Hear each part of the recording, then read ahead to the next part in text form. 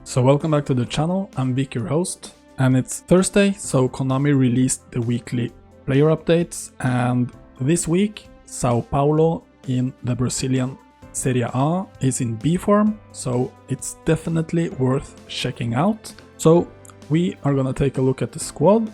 I'm gonna take a look at some formations that I think is gonna work, and also we'll talk about the instructions you could use, and also a little bit about each players, which key players you have, what kind of playing styles you have in the squad. So before we jump into the tactical screen, the Euros is starting tomorrow, and Konami is expected to release their player squad update next week. So I'm considering doing some national team tactics and stuff like that, but I want to wait until the squads are released so that they are up to date.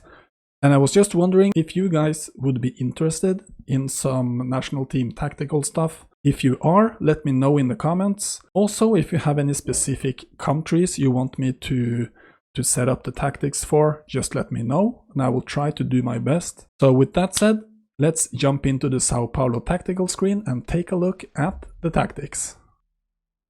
So before we jump into it, just for the record, Sao Paulo is a 3.5-star team. So it's one of the higher rated teams in the league, and also they award 552 points per win, which is pretty good. So the default formation for Sao Paulo in the game is a 3-5-2 with one attacking midfielder. And after looking at the squad, I do not think that is the best formation, because you have a couple of fullbacks that are rated 78 and you have to use them right. You have to have some kind of formation to try to take advantage of your fullbacks when you have fullbacks rated that high. So to be able to use Reinaldo and Juan Fran, I've gone with the 4-3-1-2, basically the 4-4-2 with the diamond in the middle, which is so popular to use. A lot of players are using this diamond 4-4-2. And what you can do with this is obviously you can play through the middle primarily, and then you can put attacking fullbacks instructions to get your fullbacks involved in the offense. And also with the player types you have in the squad, this is a perfect formation, because both fullbacks are attacking fullbacks by playing style. And then you have Luan Santos in the squad, who is the anchorman. He's not the best rated midfielder in the team, but he has the anchorman playing style, which makes him the starter for me. He will be the anchorman here. He doesn't have any specific skills. He's not good at anything, at least not offensively, but defensively he is pretty solid. And he also has the man marking and the interception.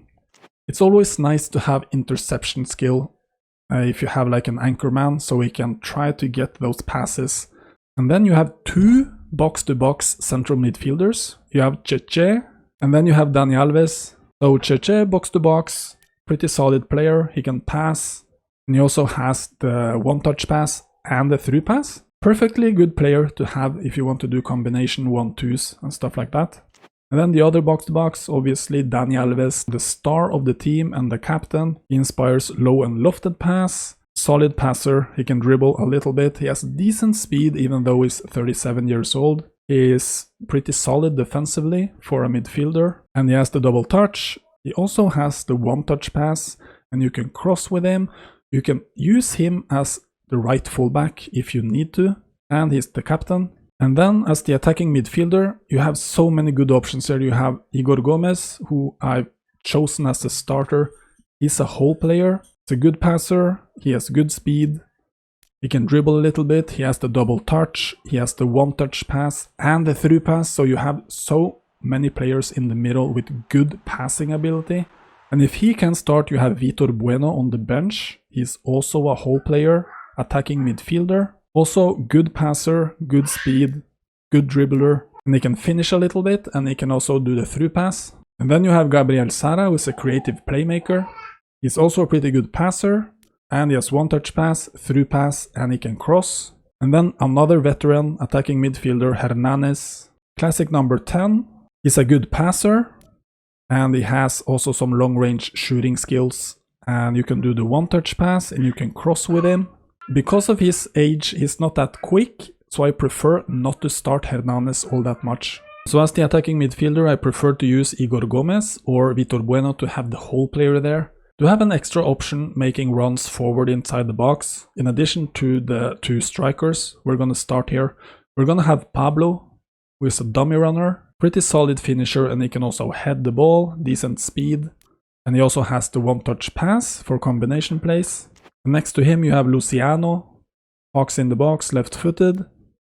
Pretty good finisher, decent speed, he can dribble a little bit, and he also can shoot from range, and he has the through passing. And in addition to those 2, you actually have 3 options off the bench. You have Carneiro, who is an Uruguayan forward, pretty tall, goal poacher, he can finish, he has good speed, and he has the first time shot. And then you have Brenner, who is a goal poacher, right-footed, he has good finishing, and he has good speed.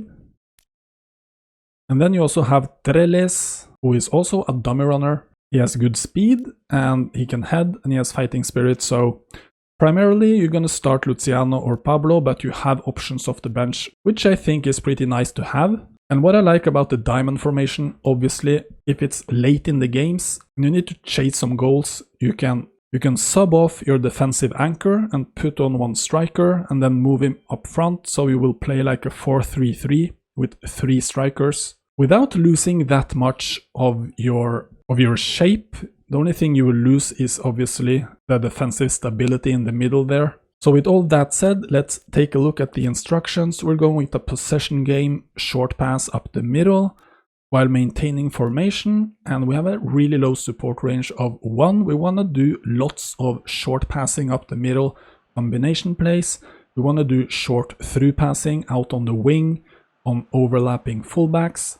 And combined with these attacking advanced instructions, which is going to be attacking fullbacks and centering targets, we're going to have lots of players inside the box who are able to head, who are able to finish. We want to take advantage of our attacking fullbacks and have lots of players inside the box when we get around there. And then defensively, it's going to be all-out defense. We're going to focus on defending. It's online divisions, lots of good teams. You're going to face good players. You have to shore up the defense. So we're going to do all-out defense, containment in the middle. We're going to do aggressive pressuring with a defensive line of 4 and 6 compactness. This in combination with swarm the box defensive instruction. So if they get the ball on the wing, we're going to stack our box basically. Everyone is going to get in there and try to make it as difficult as possible to find anyone on crosses. So that's it for the tactics and for the instructions. What do you think about it? Have you been playing with Sao Paulo? Do you have any formations or tactics you want to share with us? Leave it in the comments. And again, I want to thank you so much for watching, and I will see you guys in the next one.